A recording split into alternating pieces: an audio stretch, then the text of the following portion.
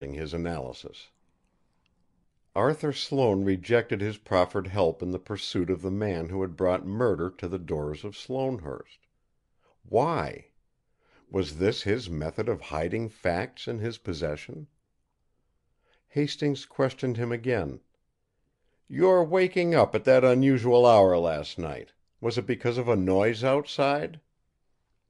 The neurasthenic, once more recumbent, succeeded in voicing faint denial of having heard any noises, outside or inside.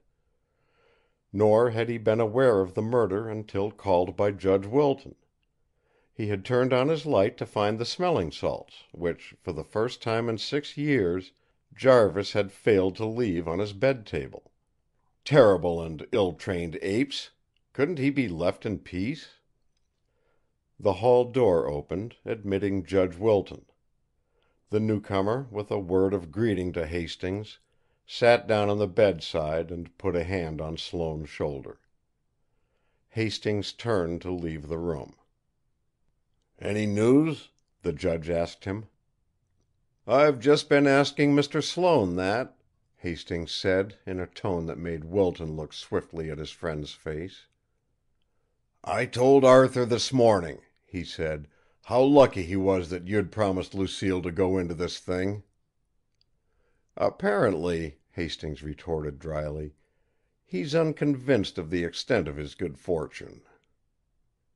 Mr. Sloane, quivering from head to foot, mourned softly, "Unfathomable fate!" Wilton, his rugged features softening to frank amusement, stared a moment in silence at Sloane's thin face, at the deeply lined forehead topped by stringy gray hair. "See here, Arthur," he protested, nodding Hastings an invitation to remain. "You know as much about crime as Hastings and I. If you've thought about this murder at all, you must see what it is. If Russell isn't guilty, if he's not the man, that crime was committed shrewdly, with forethought. And it was a devilish thing. Devilish!"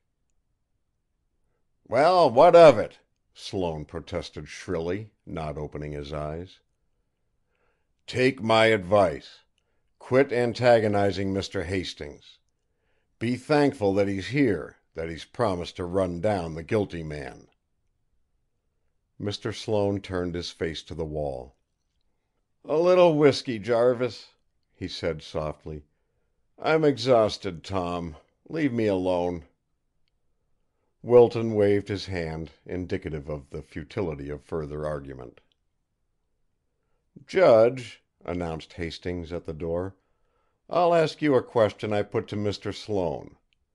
Did you receive or see a letter in an oblong gray envelope in yesterday afternoon's mail?"